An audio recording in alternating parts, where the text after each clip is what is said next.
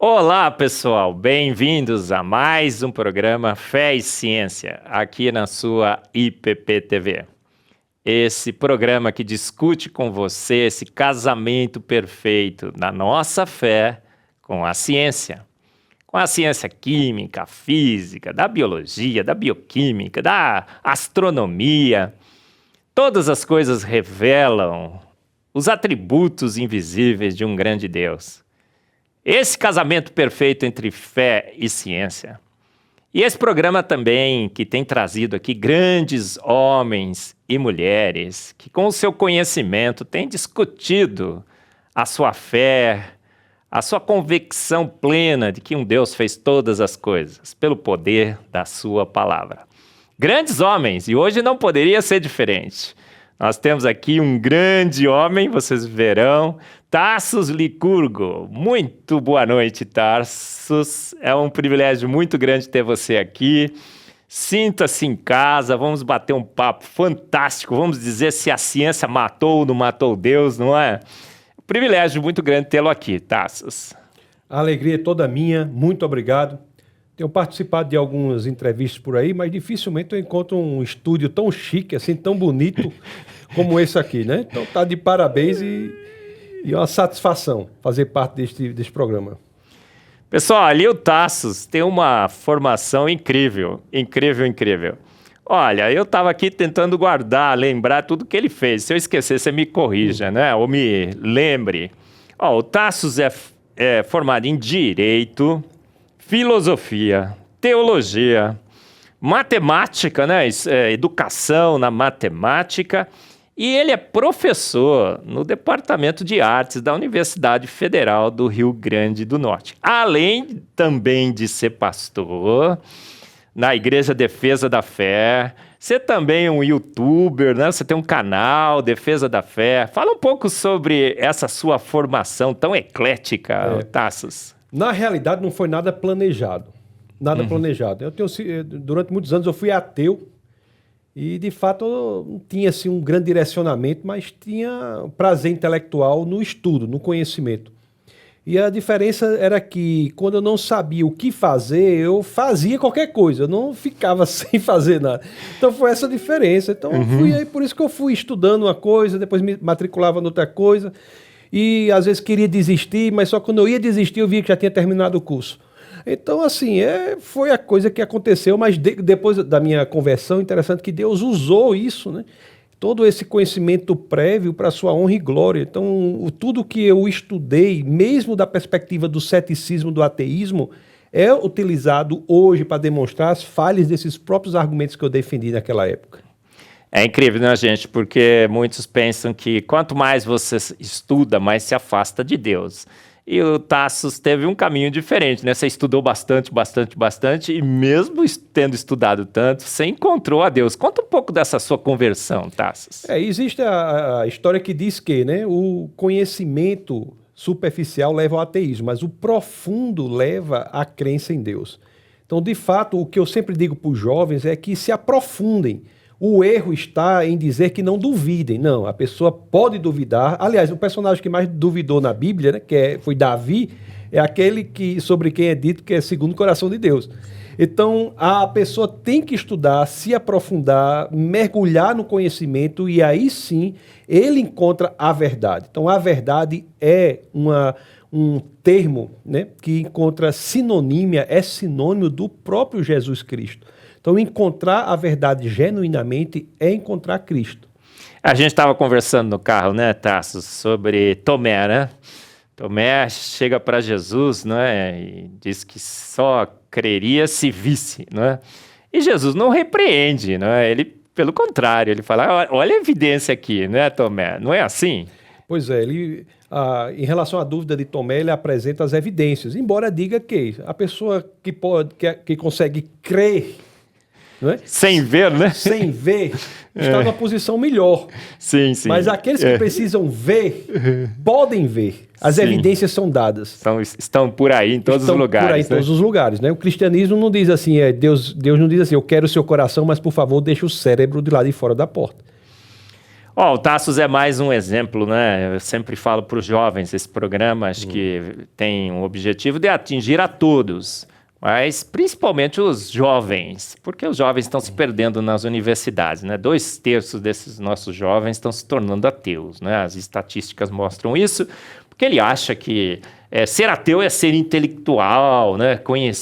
Ter conhecimento. Quando você tem conhecimento, você se afasta dessas bobagens da Bíblia e tudo mais. A ciência já matou Deus e tal. Olha, um homem com todo esse conhecimento que o Tassos tem, um professor de uma universidade federal. Você também dirige um instituto aqui no Brasil. Qual é mesmo que eu já esqueci, hein, Tassos? Eu, no momento, sou diretor do Departamento de Patrimônio Imaterial do Instituto Patrimônio Histórico e Artístico Nacional. É um instituto brasileiro fundado há 84 anos. Quer dizer, foi fundado em 1937. Então, é um instituto muito consolidado, um instituto grande. Nós temos superintendências em todas as unidades da federação, nas 27. Então, fora isso, ainda temos 37 escritórios regionais. Então, é um instituto muito grande e muito importante na preservação e divulgação da cultura nacional. Muito bem. Olha, Tassos, vamos então à pergunta que é aí o guia da nossa entrevista. Você é o entrevistado. Vamos lá, gente. Tassos, a ciência matou Deus? Porque, olha, Dawkins escreveu um livro, Deus é um delírio. Aí quando a gente vai nos debates por aí, a gente já participou de alguns, né? Na Federal do Rio Grande do Norte, inclusive, você pode achar um aí que a gente estava juntos. E o pessoal fala assim, acreditavam em Deus porque não tinha muito conhecimento, mas os conhecimentos mais recentes da ciência mostram que Deus não existe. Então essa crença em Deus era uma coisa do passado e tudo mais. Agora no presente, a ciência matou Deus, Tassos. De forma alguma, né? Há várias vertentes por meio das quais nós podemos abordar essa questão. Mas uma vertente que pode ser dita é a seguinte: a própria existência da ciência pressupõe a existência de uma mente inteligente. A ciência é o esforço intelectual de compreender o mundo. E a expectativa de que o mundo é compreensível intelectualmente, ou seja, que ele é inteligível, pressupõe uma mente inteligente por trás que organizou o mundo dessa forma. A inteligibilidade do mundo pressupõe a existência de uma mente inteligente. Do contrário, não haveria por que se esperar que o mundo se comportasse inteligentemente. Então, a ciência cada vez mais tem demonstrando que essa expectativa de padrão de comportamento da natureza de forma que ela é susceptível ao conhecimento, ela pressupõe uma mente inteligente que organizou o mundo dessa forma. Então a ciência de maneira nenhuma matou Deus, pelo contrário, ela só é possível na assunção da existência de Deus. E não por acaso que as maiores e melhores universidades do mundo foram fundadas como escola de discípulos cristãos. Harvard, Princeton, Yale, Cambridge, Oxford foram escolas que foram fundadas como escolas de discipulado. Se você tiver dúvida, você que me assiste aí, pode procurar no Google o lema original da Universidade de Harvard. É verdade para Cristo e a Igreja. Fantástico. Sem falar que há um desconhecimento histórico muito grande, né, de algumas pessoas que acham que a ciência afasta de Deus, quando os maiores cientistas da história da humanidade foram, em sua grande maioria, teístas. E desses teístas, a grande maioria era cristãos. Então, só para me permitir, só para dar um exemplo aqui, o maior cientista que já pisou sobre a Terra, na minha opinião, foi Isaac Newton. Né? Newton, ele produziu tanto, e eu sempre digo isso, produziu tanto que a matemática disponível para a época não dava respaldo formal à física que ele desenvolvia. Ele abandona a física momentaneamente, vai desenvolver a matemática. 200 anos depois de Newton, pouco é feito em matemática. Então, esse cientista espetacular, essa mente genial da ciência, não é? Quantos sabem aqui, que nos ouvem, que Newton escreveu mais sobre a Bíblia do que sobre ciência? Olha, o Tassos é advogado e a gente tem na base do nascimento do design inteligente, né, Tassos? O Philip Johnson escreveu um livro, Darwin no Banco dos Réus. Olha só, você é matemático. O universo é matemático. Você trabalha no departamento de artes, a beleza e tudo mais. Fala um pouco sobre a beleza. O Rodrigo Pena Firme esteve aqui, falou sobre a origem da beleza e como que a beleza não pode ser explicada à luz de Darwin. Você no departamento de artes, como é que você desenvolve, como é o que você aprendeu, o que você ensina, como é que nas artes a gente pode ver Deus e que a ciência realmente não o matou? Quando você vê as escrituras, você lê as escrituras, Deus, né? Ele forma o mundo, forma o mar, por exemplo, e olha para o mar e diz, isso é bom. Isso é bom. Bom, belo. Normalmente se diria belo, mas as escrituras dizem, isso é bom. Ou seja, do ponto de vista das escrituras, a beleza e a bondade, o caráter estético e o caráter ético são indissociáveis. Então, a expressão artística, do ponto de vista de Deus, ela coincide ou traz para si o elemento ético, o elemento estético e acrescenta o elemento ontológico. Então, a beleza é, ao mesmo tempo, boa e verdadeira. Então, o que fazemos lá é defender que há, sim, a possibilidade de resgate de uma expressão artística que seja esteticamente apreciável nos termos em que entendemos, sendo boa e verdadeira. O que há em muitos lugares hoje é uma promoção de um tipo de expressão artística que é exatamente contrária a esses três elementos. É má, é feia e é falsa. Concordo plenamente, hein, Tassos? Olha, que coisa fantástica. E na matemática? Você é matemático, Tassos. Você vê também que a matemática... A gente teve um programa aqui, o Saulo veio falar sobre esse tema, matemática, a linguagem de Deus. O que você poderia dizer sobre essa declaração, que Deus fala pela matemática? A minha formação é no doutorado, né, na área de matemática.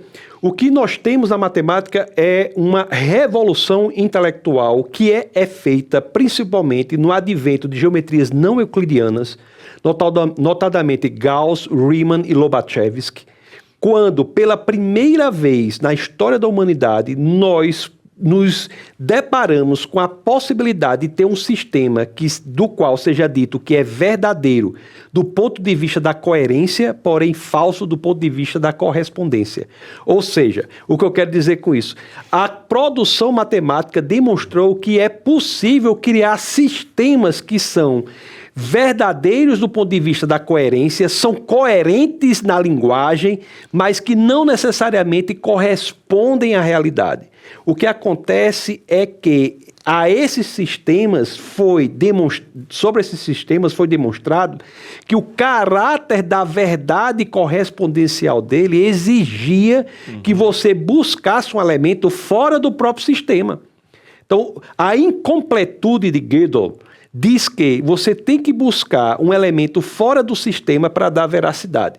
Então, mesmo que, pelo advento de geometrias não euclidianas e também de lógicas heterodoxas, se você quiser acrescentar, o sistema possa ser dito verdadeiro do ponto de vista da coerência, mas mesmo do ponto de vista da correspondência, pela própria matemática, segundo Gödel, você tem que buscar uma fonte de verdade fora do sistema.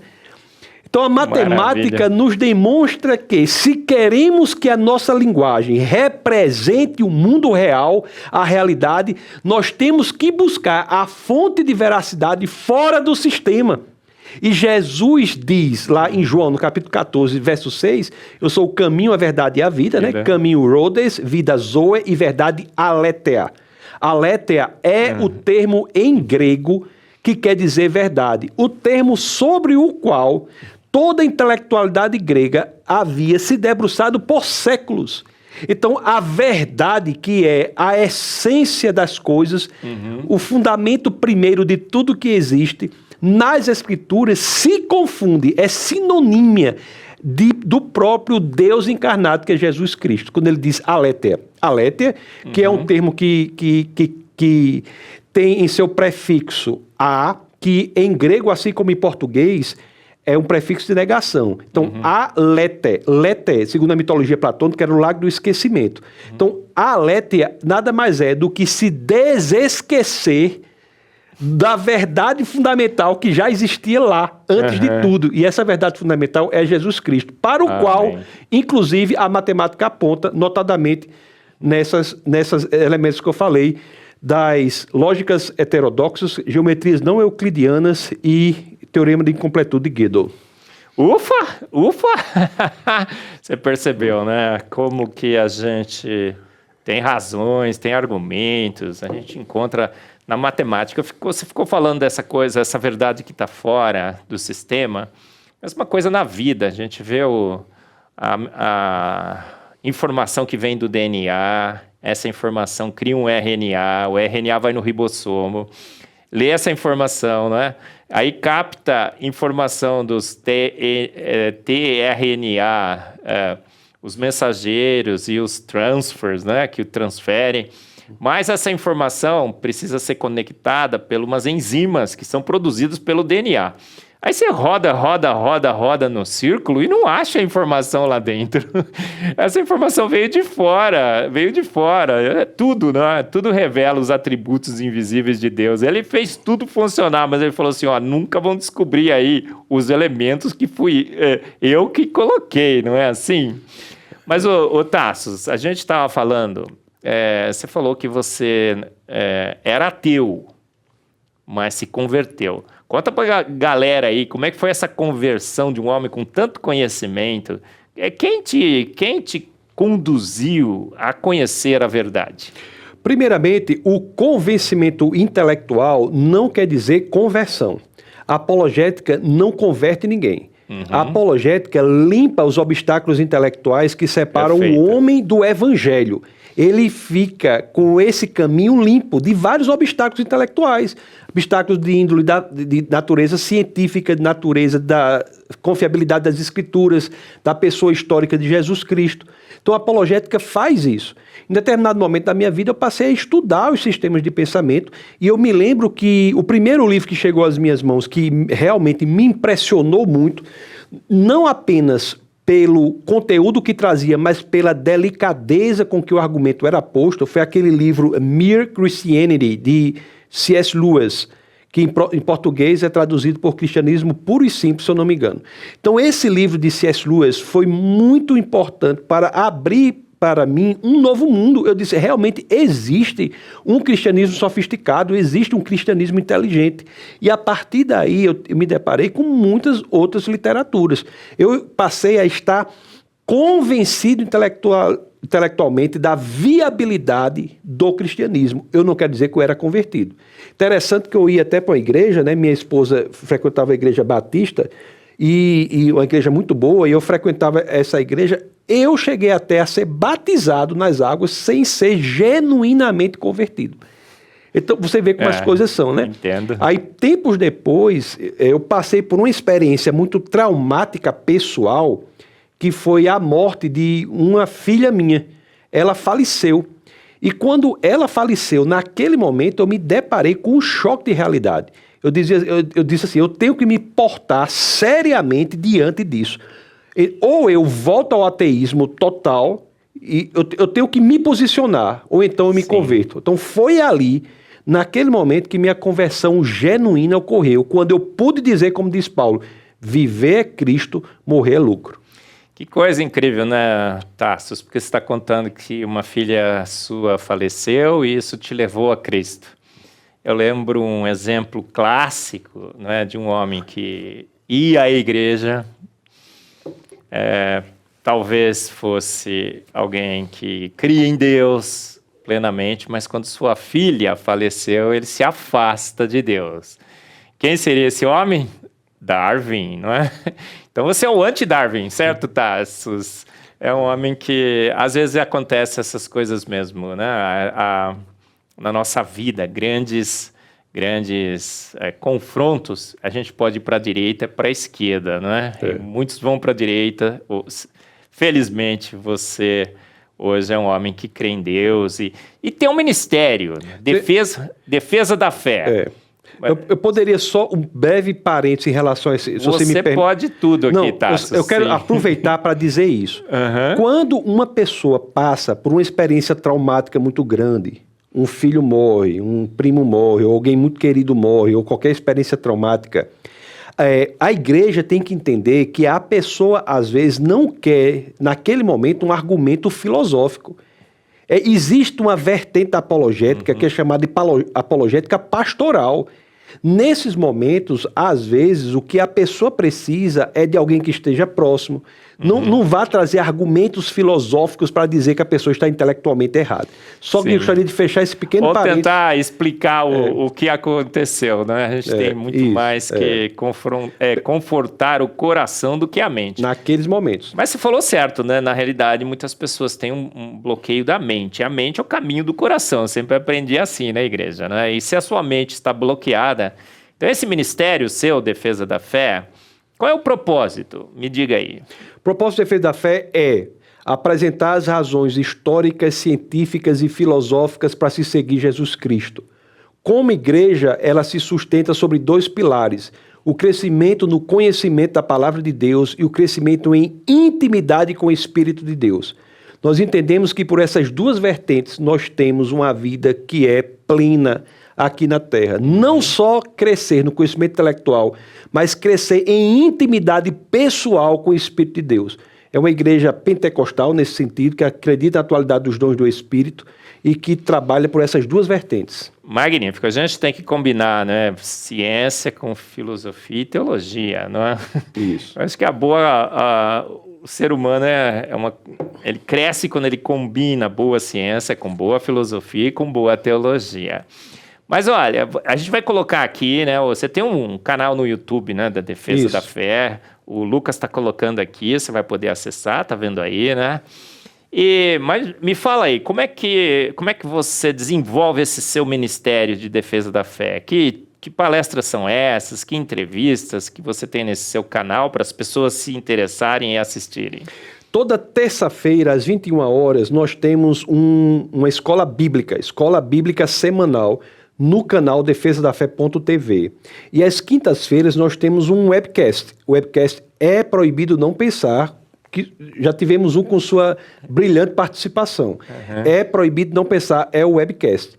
Fora isso, tem muito material. Todo ano nós produzimos e promovemos um evento chamado Café com Ciência.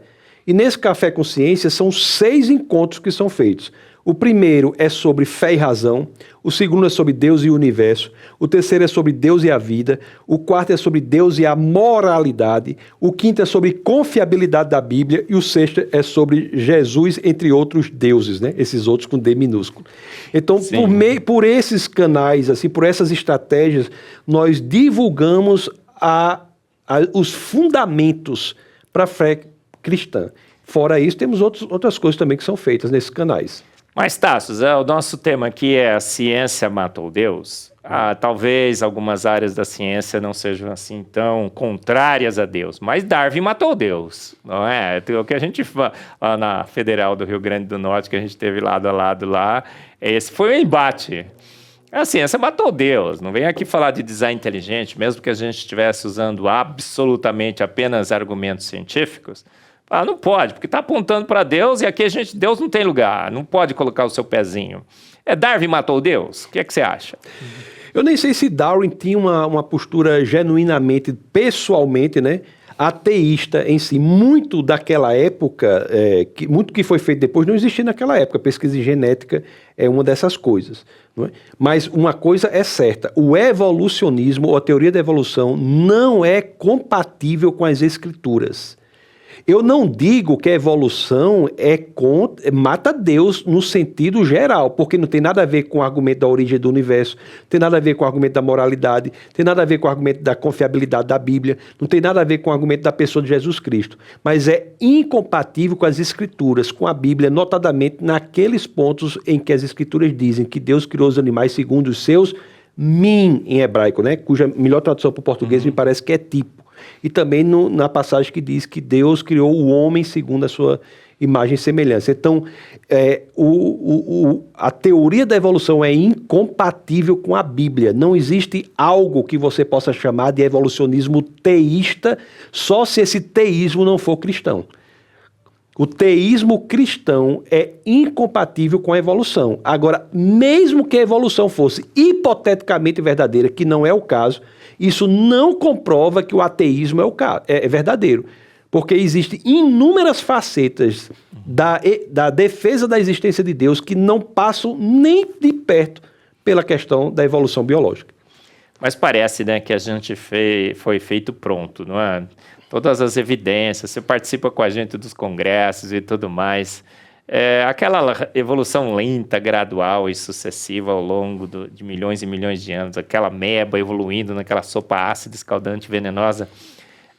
Como é que você interpreta essas evidências que são nos dadas? Olha, no registro fóssil tem tantas e tantas formas transicionais. Você tem assistido às nossas palestras, acompanha o Design Inteligente junto com a gente. O que você poderia dizer para a garotada aí? Será que há argumentos a favor de uma evolução que não batem com a Bíblia e, portanto, que a Bíblia não tem razão? Talvez ela seja um livro de alegorias? O que você acha? Na época eu morava na Inglaterra, quando eu morei um tempo lá, e na universidade em que eu estava, a administração dela era diferente. Você, no mesmo ambiente, você tinha pessoas da biologia, da história, da física, da filosofia, que se encontravam no café, o que era uma coisa boa. E ali eu me encontrava com um rapaz lá da área de biologia, ele dizia, rapaz, Licurgo, eu fico impressionado com a diversidade biológica do Brasil. Ele amava o Brasil porque dizia que em uma árvore aqui talvez encontrasse mais diversidade do que numa floresta lá da Inglaterra. Então, a diversidade biológica é muito grande.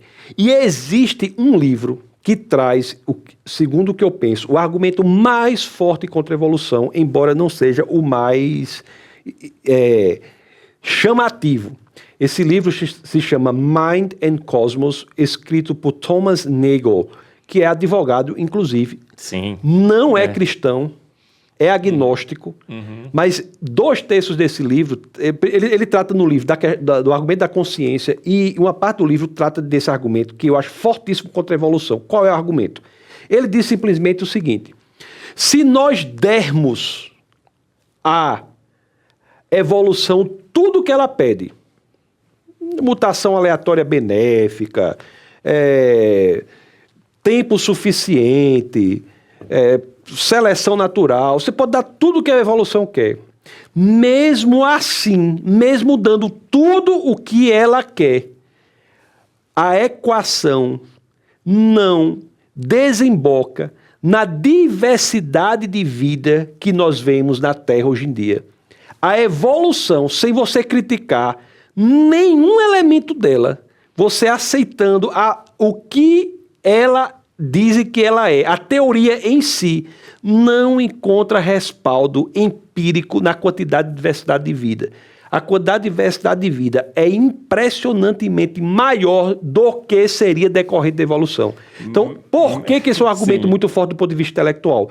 Porque não precisa atacar os fundamentos da evolução, que são ataques fortes. Não é? Complexidade irredutível, ausência de fósseis de transição, ser atentatória à entropia, segundo a lei termodinâmica, tudo isso existe. Mas se você quiser não brigar nenhuma dessas lutas, somente demonstrando que a equação, a teoria não funciona com exame empírico, isso já é muito forte para dizer que a teoria é uma ficção, é uma produção intelectual coerente entre si, como o argumento da matemática, mas não encontra link com a realidade. Não é porque tem coerência que estaria certa, né? Você tem uma palestra sobre isso, não é? Sim, eu tenho falado um pouco sobre isso. Outra coisa muito importante sobre a evolução, a gente já estava falando, é sobre o belo, a beleza. Aí você vai num pavão, né? Você vê toda aquela exuberância, coisa assim magnífica. Você vê os pássaros, as flores, estruturas extremamente lindas. As folhas, por exemplo, do que a gente conhece hoje, o único papel é evaporar a água. Então ela podia ser plana, só que já estava muito bom. Mas tem um exagero, né? Eu digo que o designer é exibido e exagerado. Tem um exagero nessa beleza. O sorriso humano, por exemplo, você usa 26 músculos da face para sorrir. E do ponto de vista evolutivo, né, sorrir não serve para nada, né? Se um bicho vai te pegar e se dá um belo de um sorriso, não vai adiantar. Você como do departamento de artes, né, você também enxerga nessa beleza um exagero, algo que não haveria necessidade nenhuma do ponto de vista de sobrevivência e tudo mais, e que são assinaturas claras de um designer exibido e exagerado? Claramente há beleza no mundo. Há beleza no mundo, não é? E um grande teórico disso aí, o que faleceu até recentemente, é Roger Scruton, que tem um livro chamado Beleza. É um grande livro isso aí. Há beleza no mundo. Agora, eu digo assim, para mim, antes de me impressionar totalmente pela beleza que eu vejo, aquilo me impressiona pelo que ela indica que haverá no céu. Uhum. Sim. Porque você. Entendi. Então, nós ficamos absolutamente estupefatos, boquiabertos diante do que vemos aqui, e tem coisas belíssimas. Também estudei um tempo na Noruega, lá as luzes do norte, as auroras boreais, tendo uma beleza impressionante. Mas se você considerar que nós vemos tudo isso por uma janela muito restrita, o espectro de cores que nós podemos ver varia muito pouco, né, da frequência de luz pequena, que vai do vermelho, até a maior, que vai do violeta. Existe um sem número de cores fora dessa janela pequena que vemos o mundo, né? Acima do violeta existem muitas cores, nós até as conhecemos, chamamos de ultravioleta, e abaixo do vermelho chamamos infravermelho. Então você imagine no céu, quando tivermos a capacidade de vivenciar este mundo, o mundo que nos será fornecido por uma janela infinitamente maior. Então, se a nossa sensação aqui é de um exagero diante da beleza, eu diria que é, antes de tudo, um trailer para o filme completo que nos será dado quando estivermos no céu, no lugar em que a alegria e o regozijo serão perfeitos ao lado do Pai. Eu estou escrevendo um livro agora, a Sociedade Brasileira do Design Inteligente, que o Tassos é um dos nossos membros. Estamos preparando a coletânea brasileira do design inteligente. Está chegando aí, gente. E eu estou falando sobre exatamente isso, sobre a aurora boreal. É um espetáculo magnífico de pirotecnia. E, assim, do ponto de vista prático, não serve para nada, né? Não conheço nada que mude se tivermos ou não tivermos a aurora boreal. Mas é um equilíbrio finíssimo de química, é a excitação de nitrogênio, de oxigênio para os seus estados excitados, eletrônicos, depois emite luz e tudo mais. O designer quis nos convencer, através da beleza, de que ele existe e que cada vez mais a gente estudando a ciência, a gente o descobriria. O que você acha? A resposta para isso está no livro de Romanos, né, no capítulo 1, no verso 19 e 20. Né? O verso 19 e 20 das Escrituras, o apóstolo Paulo, na carta aos Romanos, no capítulo 1, 19 e 20, nos diz que pelas coisas criadas nós temos acesso a muitas características de Deus. Então, de fato, Deus ele se apresenta para a humanidade por meio da natureza. Então, toda a natureza é uma forma de aprendermos sobre Deus. Né? A teologia chama isso de revelação geral, a teologia natural, a revelação geral, e temos a revelação especial, que são as Escrituras. Então, o mundo natural é um livro escrito por Deus. Então, Deus escreveu 2 livros. Né? De um lado, nós temos as Escrituras, né, que são 66 livros, né, 39 do Antigo Testamento, 27 do Novo, escritos por cerca de 40 autores, né, 31 dos quais escreveram os 39 do Antigo Testamento e 9 dos quais escreveram os 27 do Novo. Então, nós temos as Escrituras que revelam características específicas do Senhor, mas também nós temos a natureza. E como são escritas pelo mesmo autor, e este autor tem uma característica, não mudou ontem, não muda hoje, nunca mudará. Esses 2 livros não se contradizem entre si. É por isso que a ciência, ou como uma terminologia que você usa, a boa ciência, você fala assim, a boa ciência, a ciência feita de fato, sem preconceito, que é o estudo da revelação de Deus pela natureza, não pode contradizer a teologia, que é o estudo da revelação especial, que são as Escrituras.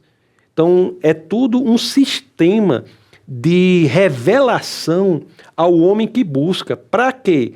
Para que ele, assim entendendo que há Deus, faça ou percorra aquela distância impressionante, que não é tão grande do ponto de vista métrico, mas é quase que incomensurável do ponto de vista da importância, que é a distância que separa o cérebro do coração. Nós estamos falando aqui sobre os 66 livros da Bíblia. Aí agora eu vou fazer uma pergunta para você, eu sempre comento aqui, né? Outro dia eu estava sentado num banco de uma igreja. Eu não vou contar vou contar o milagre, mas não vou contar o santo. Aí o palestrante disse o seguinte: gente, olha, porque nós não tínhamos a ciência para interpretar a palavra. Hoje nós temos o livro 67, o livro da ciência naturalista. Então agora nós temos Darwin, a gente tem todas as teorias físicas sobre a formação das estrelas, dos cometas e tudo mais. E agora a gente pode usar, então, a ciência naturalista para interpretar a palavra. E a Bíblia não tem ciência, ela tem fé, ela tem filosofia, tem teologia, mas ciência se encontra na ciência naturalista dos homens. Essa má ciência que eu entendo. E que a gente tem que usar que os pais da nossa fé estavam enganados, Adão e Eva no paraíso, isso não existiu, foi uma história que Deus contou. A Bíblia tem muita alegoria e que, na realidade, ciência se encontra na ciência naturalista. Em Darwin, ele mencionou especificamente, Darwin é amigo de Deus e tudo mais. Você incorporaria um livro adicional à sua Bíblia, Tassos? Muita gente incorpora esse 67º livro, mas não é a ciência, é o livro de inventares. Já ouviu falar? Não, essa aí é nova, conta aí pra mim. Porque o cara diz, ó, eu acho que o mundo é assim, que a Bíblia é assim, de acordo com o quê, amigo? Só pode ser com o livro de inventares. Sim. O livro que ele está inventando. Sim, né? sim, entendi. Ele está inventando. As próprias escrituras dão uma solução, né, para essa incorporação de um outro livro aos 66, né? Diz que é anátema, né? Então, você diz. Então Deus não é o 67º livro, a natureza. É um livro diferente. É uma revelação diferente. É a revelação de Deus enquanto Logos. Em João capítulo 1, verso 1, combinado com João capítulo 1, verso 14, as escrituras dizem que é o Logos que encarna e vem habitar entre nós. A intelectualidade grega, e os gregos foram um povo mais inteligente que já pisou sobre a terra, né? Tanto assim que eu sempre digo, se você vai estudar filosofia hoje, ou você vai estudar filosofia grega, ou vai estudar notas de rodapé filosofia grega. Até Sim. hoje, você vai estudar isso. Nietzsche é em oposição dialogando com Heráclito. Então, sempre essas relações. Sim, a nota de rodapé da filosofia grega. Então, a filosofia grega tinha dois termos que eles se debruçavam sobre, com veemência, com pormenorização. Um era aletheia, sobre o qual eu já falei, né? Que está em João 14,6, por exemplo. Sim. E o outro era logos. Logos é a essência, o fundamento, a razão de ser das coisas. Então é a razão de ser das coisas, a razão de ser do mundo natural. Jesus Cristo é o Logos que encarna entre nós. Então, entender o mundo de forma que nós sejamos levados à razão de ser de tudo que existe é ter contato com o Logos, que é Cristo encarnado. A ciência, né? A gente precisa saber definir o que é ciência. Porque às vezes, né, a gente na pandemia escutou muito isso, né? Ciência, ciência, ciência. A ciência provou, a ciência demonstrou. Você também é um pouco de filósofo, né? Você que disse aqui, você estuda a filosofia da ciência. A ciência prova alguma coisa, Tassi? Quando se fala ciência nesses termos, o que se quer dizer é cientificismo. Este é o problema. É a ideia de que a ciência é prioritária na expressão do conhecimento verdadeiro. Nunca foi e muito menos é hoje. A ciência é uma tentativa genuína de entender a inteligibilidade que está no mundo, mas não é a expressão última da verdade. Tanto não é que, por exemplo, se você pegar o físico hoje ele faz um cálculo relativístico de acordo com a teoria da relatividade, e para ver se aquele cálculo não é absurdo, ele vai fazer um cálculo com a mecânica clássica de partículas. Se não, que são duas teorias que são absolutamente inconciliáveis entre si. Absolutamente inconciliáveis. Para uma o tempo é flexível, para outra não. Para uma a gravidade é uma força, para outra a deformação do espaço. Então o físico ele não está incomodado, ele não precisa ir para o psicólogo fazer uma terapia durante anos e anos porque ele está usando a mecânica clássica de partículas de Newton e a teoria da relatividade de Einstein. Ele usa a ciência como uma ferramenta unicamente pragmática. E você achar que toda expressão da ciência é cientificista é você colocar no lugar de Deus a ciência. Você passa a ser idólatra da ciência. Não estou falando mal da ciência, eu estou falando da postura de substituir Deus com essa construção intelectual. A ciência é um estudo humano da revelação de Deus. Esse estudo pode ser bom, pode ser mal, pode ser correto, pode ser errado. Nós temos que ter a humildade de saber isso. E um conhecimento mínimo de história da ciência sabe que quanto a isso pode haver mudança de um tempo para outro. O que não quer dizer, aí me permita só dizer, claro. a gente defende a existência de Deus não é com base no que a gente não sabe, não. É com base no que a gente sabe. Na construção que nós temos, cada vez mais, o avanço do conhecimento aponta cada vez mais para Deus. O Stephen Meyer, né, do Design Inteligente, acaba de lançar um livro, não sei se você já soube sobre ele, O Retorno da Hipótese Deus.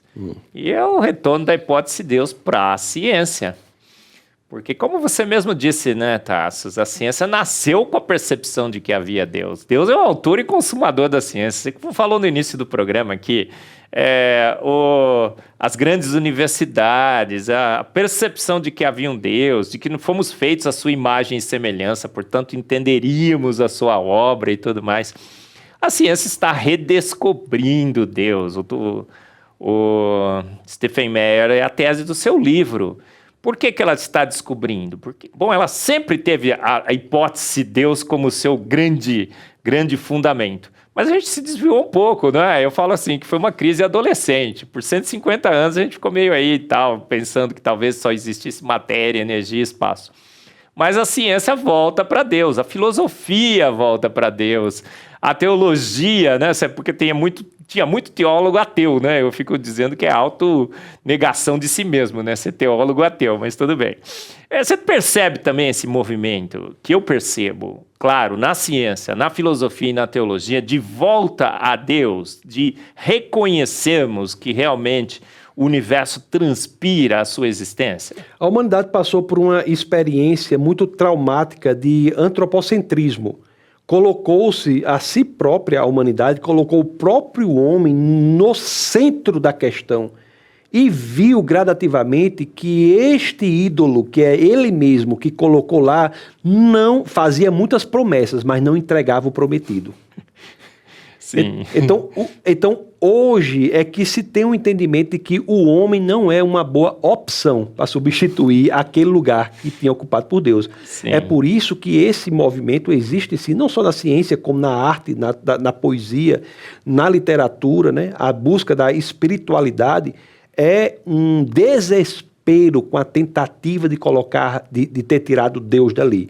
É verdade que existem muitas correntes que tentam ainda colocar elementos de espiritualidade sem busca de uma correspondência fática. Os deuses hoje que querem colocar estão como produtos numa prateleira de supermercado. Então, a grande tentação que é errada é o homem buscar. O homem já tirou a ele mesmo do centro. Aí ele busca um Deus que não é o Deus verdadeiro, mas é a projeção dele mesmo. Então, há muitos deuses que são projeções da mente humana. E eles são mais confortáveis porque dão ao homem a falsa expectativa de que tem um controle. Quando nós privilegiamos o elemento da verdade, é que nós afastamos a tentação de colocar um Deus que é projeção da nossa mente e buscamos um Deus que tem evidências da sua existência. Uma vez eu dando aula na Universidade Federal, uma aluna chegou para mim e disse assim, eu acho que a disciplina era arte como representação do sagrado, uma disciplina assim. A aluna chegou para mim e disse assim, professor, eu acho o seguinte, eu acho que eu sou Deus, eu acho que o Senhor é Deus. Aí a minha sala lá tem uma janela que dá para uma árvore, diz, eu acho que essa árvore é Deus. Aí eu olhei, é uma versão panteísta tupiniquim. Aí eu olhei para aquilo ali e disse assim, meu Deus, assim, né? E eu acho isso belíssimo. E de fato acho. Se o grilo fosse Deus, a barata fosse Deus, a árvore fosse Deus... Barata, Deus difícil, hein? Não, seria uma... Aí eu disse para ela assim, tudo bem, você é Deus, tu não é Deus, tudo bem, eu acho isso belo, interessante. Agora me faça um favor, você podia desaparecer daí e aparecer aqui? Você podia me mostrar uma evidência de que esse seu pensamento encontra respaldo da realidade? Me mostra uma evidência, você pode desaparecer... Ô Marcos, eu até vi ela espremendo um pouco os olhos, assim, tentando, mas não conseguiu. Ela tentou, tá? Tentou, mas não conseguiu. Aí eu disse para ela, você tá vendo? A verdade, não é porque nós queiramos que algo seja verdadeiro, que aquilo é verdadeiro. Deus, ele não usa dos nossos quereres, desejos e vontades para fazer a verdade. Ele usa da verdade para que nós tenhamos desejos, quereres e vontades de acordo com ela. Então ela conseguiu distinguir o que é querer algo de algo ser verdadeiro. Então temos que buscar o Deus que é. Não por acaso, só para encerrar, desculpe que estou alongando, mas só... Não, fica à vontade, Tassos. Depois de 400 anos, né, de silêncio, não é? Deus aparece para Moisés numa sarça ardente, no arbusto em chamas, e Moisés pergunta, diz assim, como é que eu direi, quem eu direi que você é, né? Aí Deus diz, diga que eu sou o que sou.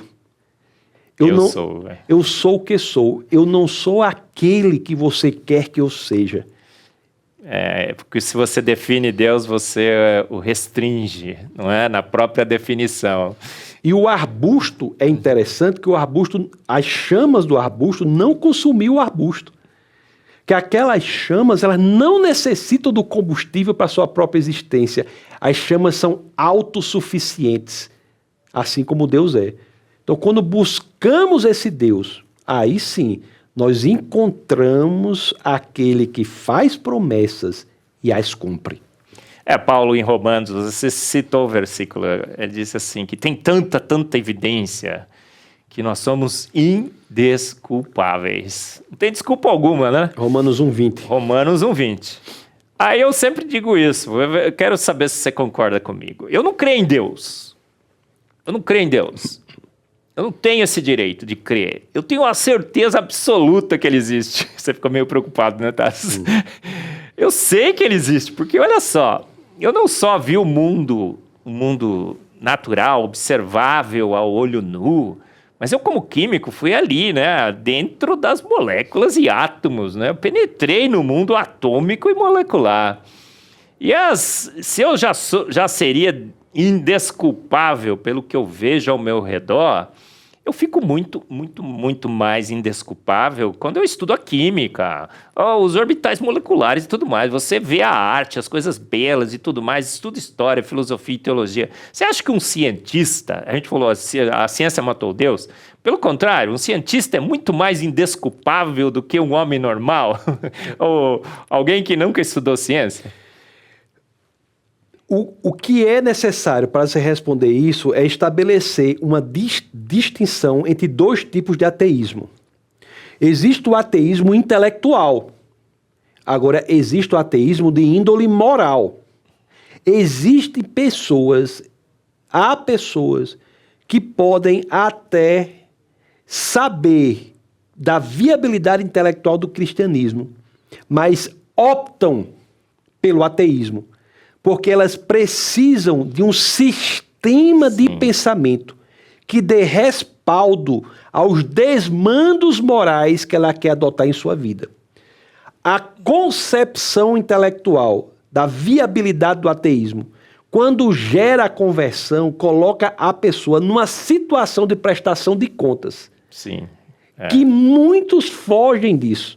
Então, a indesculpabilidade de um cientista pode ser fundamentada numa índole moral, no seu elemento volitivo, no elemento da vontade, e não no elemento do convencimento intelectual. Agora, é claro, a dissonância cognitiva ocorre na cabeça do cientista. Se a vontade dele leva para um lado e o intelecto demonstra diferente, aquele desconforto psicológico há de ser resolvido. E como é resolvido? Manipulando os elementos intelectuais para que dê sustentação à decisão moral. Então, é por isso que muitos defendem de maneira tão absurda o naturalismo, a ponto de dizer que o universo criou-se a si próprio. O nada se dividiu. Isso, para a pessoa crer que o nada se dividiu, isso demanda uma fé que talvez os cristãos aqui da cidade de São Paulo, todinha juntos, não tem. Não tenho. Que o nada, eu digo assim, né? Que o nada pegou o nada, porque não existia nada, né? E o que ele queria fazer com aquele nada? Não queria fazer nada, porque o nada não tem vontade de fazer nada, né? Pegou o nada pra nada, por nada, e do nada, bum, fez o tudo. Qual é o razoável? Do nada, nada se cria. O Adalto Lourenço, você já assistiu a palestra dele, assim, como explicar o óbvio, né? A gente está explicando o óbvio, por isso. Mas assim, o Douglas X, do Design Inteligente também, tem um livro que a gente está querendo traduzir. Agora a gente tem a Sociedade Brasileira do Design Inteligente, tem uma editora, o Lucas vai colocar aqui, né, www.covalpress.com, a gente está traduzindo e publicando livros de design inteligente, e a gente quer também traduzir esse livro, chama-se Undeniable, Douglas X. Não sei se você já leu, mas se você não leu, você vai ler essa versão em português que nós vamos traduzir. Ele diz assim, toda criança crê em Deus. Toda criança crê em Deus. Acho que é perfeito essa sua explicação, não é? Porque uma criança não tem esse conflito, né? A criança é sincera, ela chega para você e fala, nossa, você tá gordo hoje. Nossa, você é careca, não é assim? E, então ele diz assim, toda criança crê em Deus. Por quê? Porque os atributos invisíveis, o seu eterno poder, a sua divindade se veem claramente nas coisas que foram criadas. Como a criança não tem ainda essa vontade de cancelar o óbvio, ela se rende à realidade, ela toda crê em Deus. E ela vai crescendo, mas é quando chega na juventude, como você disse, né, Tassos? Eu não gosto de Deus, porque Deus vai me impedir de fazer isso. Deus é mau, eu acho que o mal, a existência do mal do mundo, né, faz de Deus um cara mau, então eu não quero saber nada com ele, você cancela. Você também tem essa percepção de que, na realidade, se a gente deixa a nossa subjetividade, o nosso gosto e tudo mais, a gente tem que se render às evidências que a própria ciência tem mostrado, que a ciência, na realidade, não matou Deus. A ciência testifica sobre a sua existência? Sim, a ciência testifica sobre a existência de Deus. Isso é verdade, as evidências apontam para Deus. É muito mais razoável crer na existência de Deus do que na sua inexistência. Isso é fato. Agora, só sobre as crianças, eu gostaria de dizer o seguinte: nós não podemos ser ingênuos em achar que as crianças crescem na escola de uma maneira absolutamente livre no pensamento.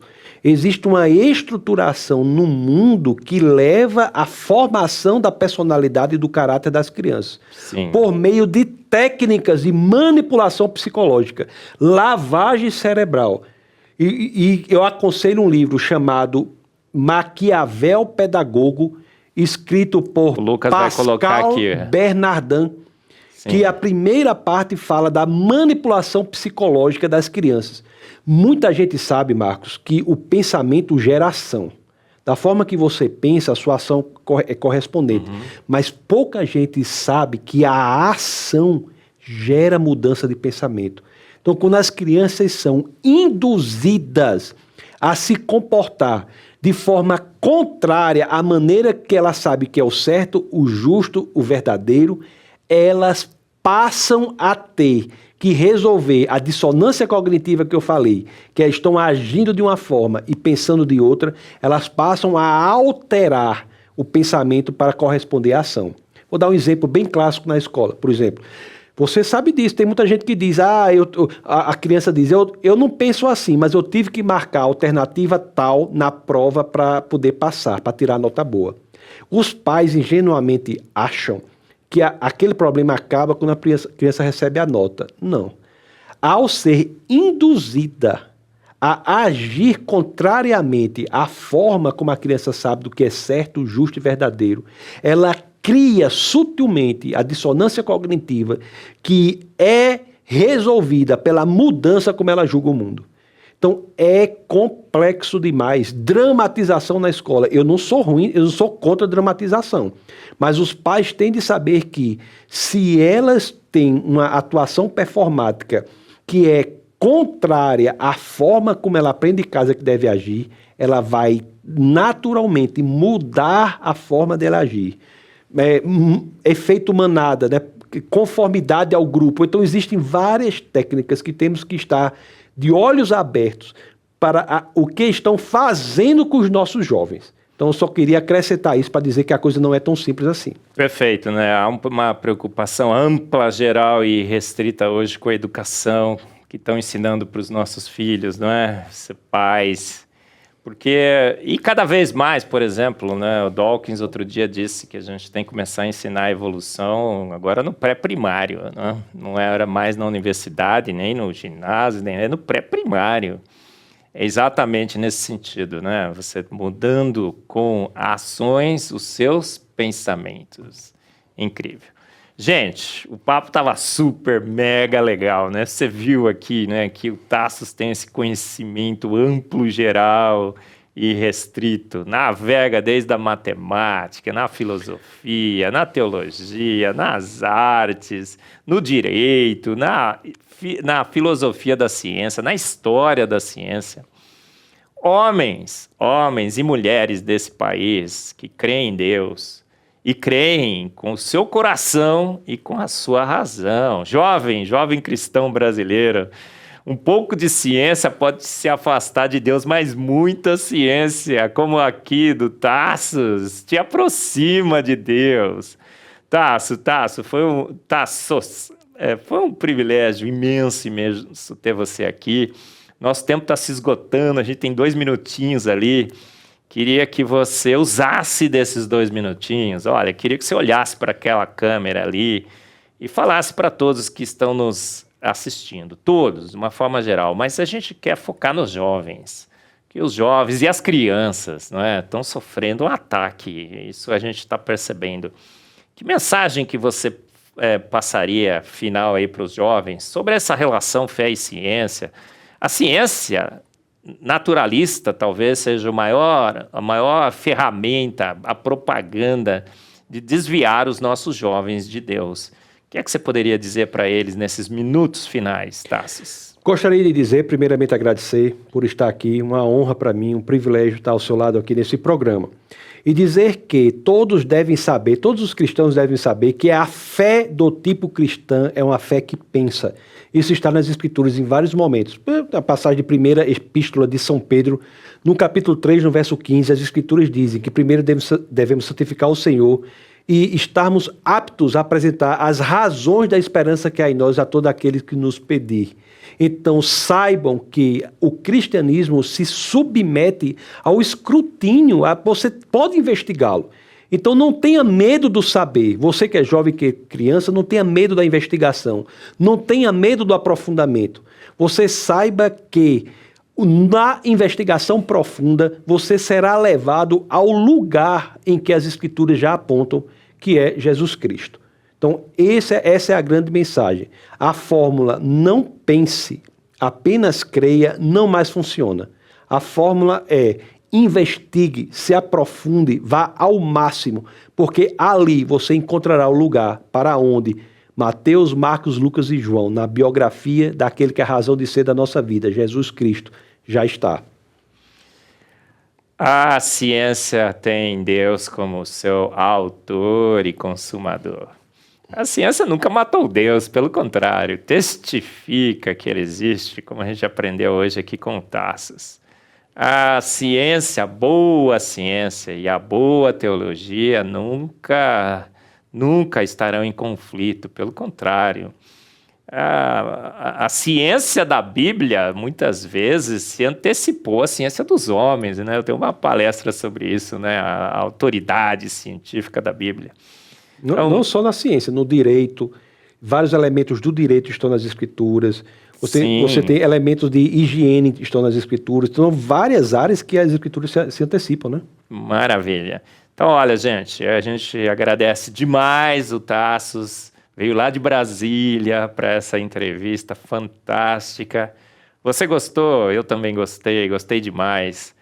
Então saiba que a nossa fé é uma fé racional, a gente está cheio de razões e precisamos estar prontos e prontas a oferecê-las. E essa aula do Tassos aqui te ajudou, não te ajudou? Então, olha, assista sempre o Fé e Ciência aqui na sua IPP-TV. Assista os programas anteriores, grandes homens e mulheres já estiveram aqui. Assista o programa do Tassos 2, 3, 4 vezes, porque foi muita informação. Eu vou ter que assistir também, viu, Tassos? E assista os próximos. Muito obrigado, Tassos. Muito obrigado a você. Esteja sempre conosco aqui na IPP-TV, no seu Fé e Ciência. Muito obrigado.